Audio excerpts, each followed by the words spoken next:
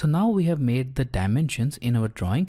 Let's modify these dimensions. But before that, let's have a look at a new layer which is always created when you make a new dimension, and that layer is def point. So when you click on this layer drop down, you'll notice this def points layer. So this is the definition points layer, short for def points, which is always created whenever a dimension is added, and it stores all the definition points of your dimensions. It is always recommended to keep this definition points layer. You should not delete it, and if you try to delete this definition points layer from the layer properties manager, it won't be deleted, but obviously you can use ladle tool to delete it.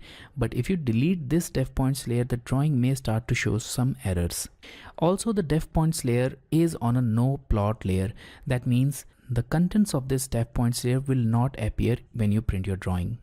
So most people use this property of def points layer to place objects which they don't want to show in the plot, but I would not recommend that. You can create a new layer and put all of the objects on that, and you can turn off the plot for that layer. Now moving on, here we have this drawing with some of the dimensions.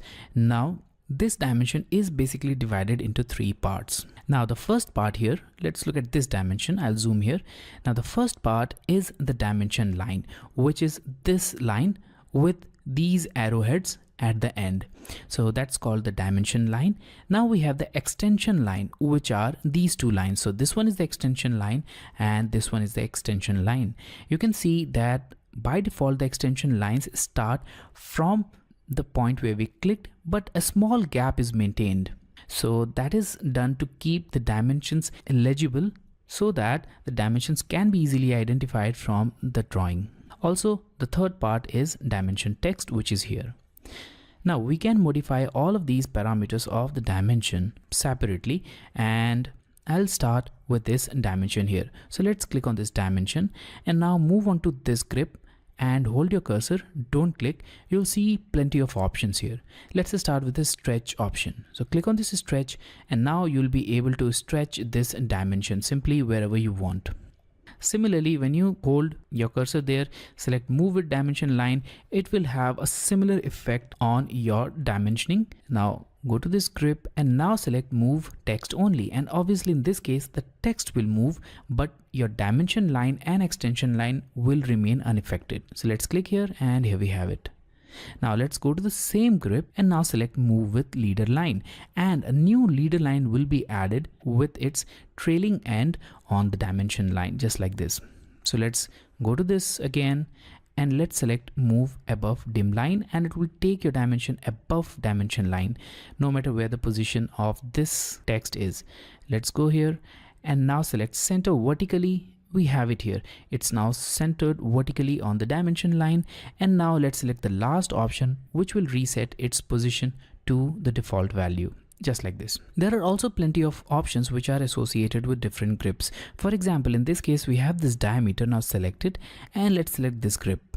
Now in this grip we have only these two options, the stretch and flip arrow. We have already seen the stretch, by which you can stretch the grip point, and using flip arrow you can change the direction of this arrow. So I'll go to this grip and select flip arrow. Now in this case the dimension line has this flipped arrow. You can do the same for this side as well. So I'll flip the arrow and here we have it. So now this flipping of arrow can be used at crowded places where the arrow might be overlapping with the parts of the drawing, or if there is not enough space for the dimension text. In that case you can flip the arrow to generate room for the dimension text. The dimensions which we are adding here is associative, and that simply means that the dimension is always related with its parent geometry, and when the parent geometry changes, the dimension updates itself. Now to explain this, I'll change some of the geometries in this drawing. So I'll start with this circle. Now click here, and using these grips, let's click on this quadrant and change its radius. So as you can see that the current radius is 15.77 units. I'll just decrease its value and look at the radius. It's now changed to 10.11. So in this case the dimension was associative, and that's why it has changed. Now let's do the same for this side. In this case you can see that the length of this side is 60.66 units.